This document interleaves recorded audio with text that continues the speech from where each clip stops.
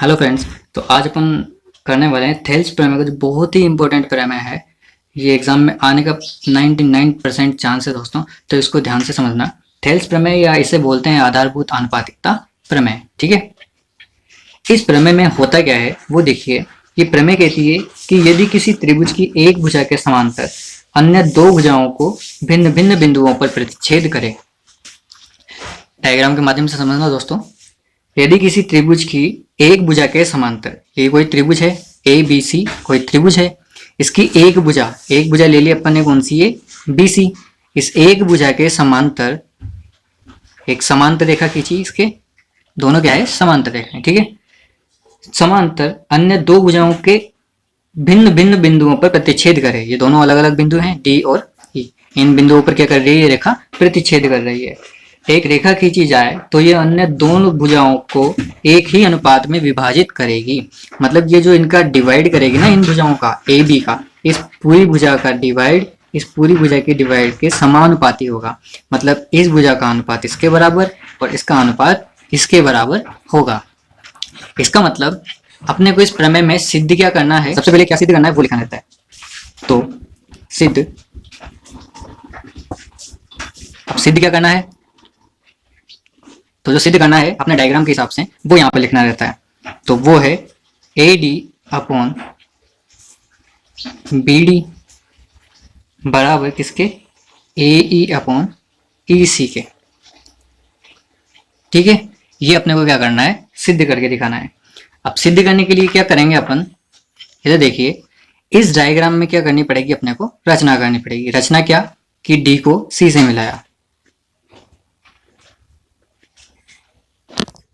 इस डी को कहाँ मिला दिया, सी से मिला दिया। और बी को किससे मिलाना है, ई से मिलाना है। इस बी को भी किससे मिला दिया, ई से।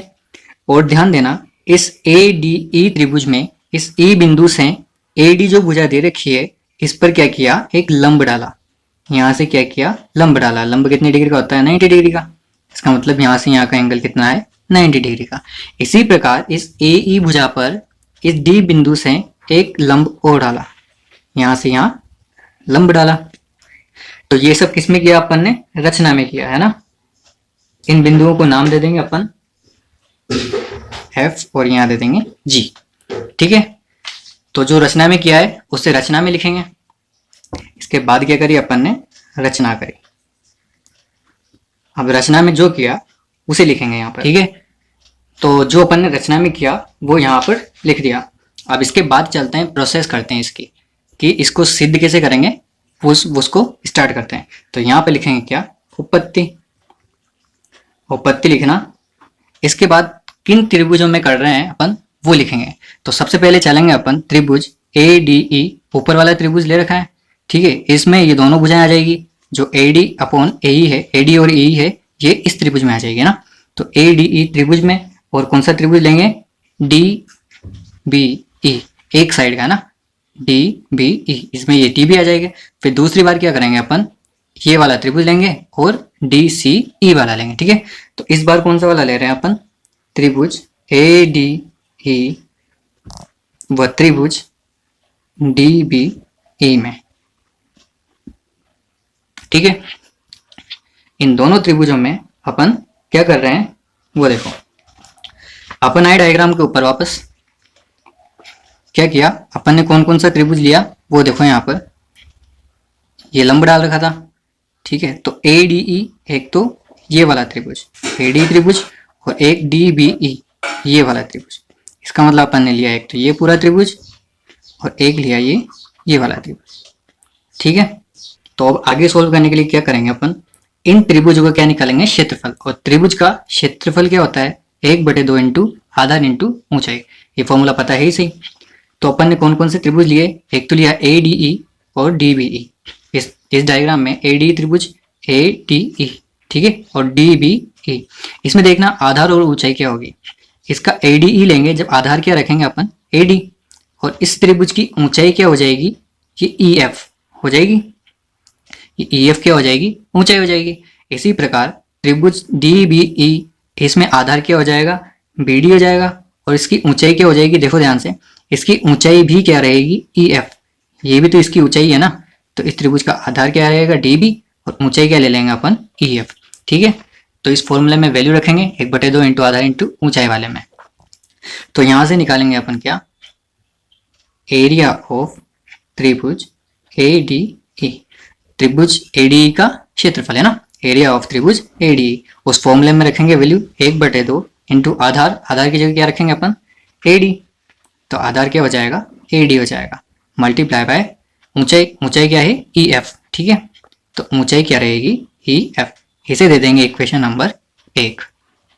इसी प्रकार दूसरे त्रिभुज का भी क्षेत्रफल निकाल लेंगे, कौन सा, डी बी ई का। इस त्रिभुज का भी क्षेत्रफल बिल्कुल इसी फॉर्मूले से क्या हो जाएगा, 1/2 इंटू आधार क्या रहेगा, बी डी। ये बी डी आधार हो जाएगा इस डी बी ई का, है ना। तो इसका आधार क्या हो जाएगा, बी डी हो जाएगा, और मल्टीप्लाई बाय ऊंचाई, ऊंचाई क्या हो जाएगी इसकी, ई एफ, ऊंचाई वही रहेगी ना। तो ई एफ इसकी क्या हो जाएगी, ऊंचाई हो जाएगी। इसे डाल दिया समीकरण नंबर 2। आप क्या करेंगे, इनका क्या निकालना है, देखो अनुपात निकालना है। तो अनुपात निकालने के अपन क्या करेंगे, समीकरण 1 में किसका भाग दे देंगे, समीकरण नंबर 2 का। इसका मतलब इक्वेशन 1 डिवाइड बाय किसको करेंगे, इक्वेशन 2 को। ठीक है, तो इधर क्या हो जाएगा, एरिया ऑफ त्रिभुज A D E upon area of त्रिभुज डी बी ई किसके बराबर हो जाएगा, ये इधर का वैल्यू इधर रख दूं, 1/2 into A D multiply by E F, और बटे 1/2 multiply by B D into E F. देखो यहाँ पर 1/2 से 1/2 कैंसिल आउट हो गया ना, और ई एफ से ई एफ भी क्या हो गया, कट गया। तो एरिया ऑफ त्रिभुज A D E upon area of त्रिभुज डी बी ई, ये क्या हो जाएगा, A D upon B D हो जाएगा। ठीक है, इसे डाल देंगे इक्वेशन नंबर 3। यहां तक समझ में आया, क्या किया, दो त्रिभुज लिए ए डी ई और डी बी ई, इन दोनों का आधार ले लिया और ऊंचाई क्या रखी, ई एफ रखी, है ना। यहां से एक इक्वेशन बन गई, एक साइड वाली इक्वेशन आ चुकी है अपने पास, है ना। आप इसी प्रकार क्या करेंगे, इस साइड वाले त्रिभुज लेंगे, इसमें भी ए डी ई, ठीक है, और ई डी सी, इस साइड वाला त्रिभुज लेना है। तो क्या करेंगे, आगे चलते हैं। क्या किया, इसी प्रकार कौन कौन से त्रिभुज, एक तो त्रिभुज ए डी ई व त्रिभुज ए डी सी में, इन दोनों त्रिभुजों में क्या करेंगे, वापस यही ट्रिक अप्लाई करेंगे ना। इन दोनों के लिए क्या हो जाएगा, देखो यहाँ पर एक डायग्राम और है, इनके लिए कौन कौन सा हो जाएगा, ये वाला एफ जी था यहाँ पर, और इस बार लेंगे इस साइड वाला त्रिभुज। ठीक है, तो अपने पास हो जाएगा ये वाला, एक तो ये वाला त्रिभुज और एक ये वाला त्रिभुज, ये दोनों त्रिभुज हो गए। इनमें भी इसी फॉर्मूले के आधार पर क्या हो जाएगा, इस वाले त्रिभुज में इसका आधार रहेगा ए और ऊंचाई क्या हो जाएगा, डी जी। ठीक है, और इस वाले त्रिभुज के लिए क्या हो जाएगा, इस वाले त्रिभुज के लिए आधार हो जाएगा ई सी और ऊंचाई क्या हो जाएगी, डी जी हो जाएगी ना, बिल्कुल उसी तरह। तो इसको लिखते हैं।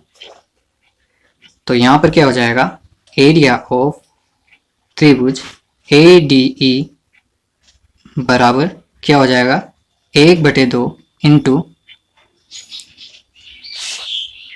ए, आधार क्या है इसका, ए है, इंटू ऊंचाई क्या, डी जी। इसको डालते हैं इक्वेशन नंबर 4। इसके बाद दूसरा वाला त्रिभुज लेंगे, बिल्कुल उसी तरह है ना। तो area of A D C बराबर किसके हो जाएगा, 1/2 इंटू इसका आधार क्या रहेगा, आधार क्या था इसका, इसका आधार हो जाएगा ई सी और ऊंचाई क्या हो जाएगा भाई, डी जी हो जाएगा ना। तो इसका आधार क्या रहेगा, इसका आधार रहेगा ई सी और ऊंचाई क्या हो जाएगी, डी जी हो जाएगी। इसको डाल देंगे इक्वेशन नंबर 5। अब बिल्कुल वापस भाई जैसा यहाँ पर किया था, डिवाइड किया था ना, वैसे इन दोनों इक्वेशन का भी क्या कर देंगे, डिवाइड कर देंगे। तो क्या लिखेंगे अपन, इक्वेशन 4 डिवाइड बाय इक्वेशन 5।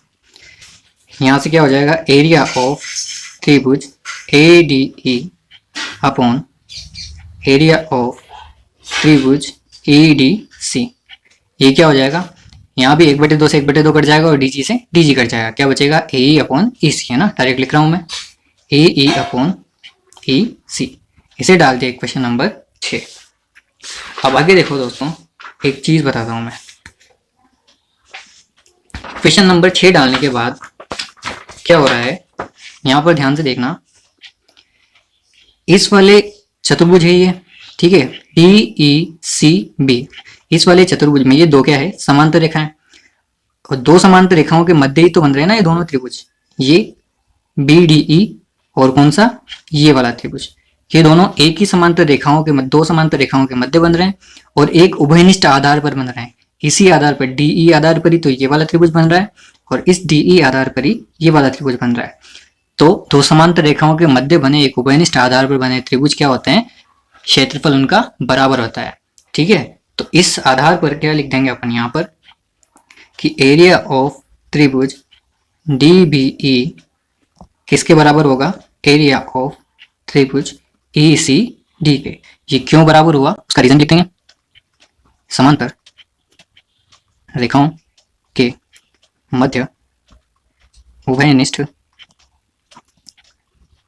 आधार पर बने त्रिभुज क्या होते हैं, बराबर होते हैं ना। तो यहां से इस एरिया ऑफ DBE, ठीक है, एरिया ऑफ DBE इसकी जगह क्या रख देंगे, EDC या ECD, है ना। तो यहां से इस ECD की जगह अपन ये DB रख सकते हैं, ECD की जगह, ECD किसके बराबर है, DB के बराबर। तो इस ECD की जगह क्या रख देंगे अपन, DB रख सकते हैं ना। तो एरिया ऑफ त्रिभुज ADE बटे इस EDC की जगह DBE रख सकते हैं ना। एरिया ऑफ क्या, त्रिभुज DBE ये किसके बराबर है, AE अपॉन EC के। इसे डाल दिया इक्वेशन नंबर 7। अब देखो दोस्तों, ये area of ADE upon DBE किसके बराबर है, AE अपॉन EC के। और अपन ने देखा इक्वेशन नंबर 3 में, यहां पर भी क्या है, ADE upon DBE upon DBE, ये दोनों बराबर है, दोनों सेम है।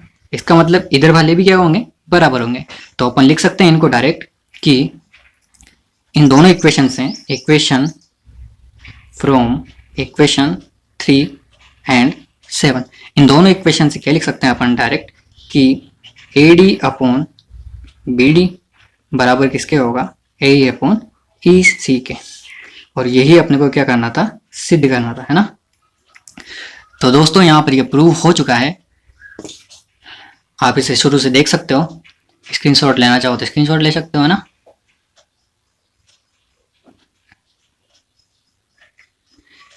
तो दोस्तों वीडियो पसंद आया तो वीडियो को लाइक करना और चैनल सब्सक्राइब करना ना भूलना। इसी से रिलेटेड कुछ और वीडियोस के लिंक्स मैं आपको डिस्क्रिप्शन में दे दूंगा यहाँ पर, या आप चैनल के प्लेलिस्ट में जाकर भी उन्हें देख सकते हैं, ठीक है।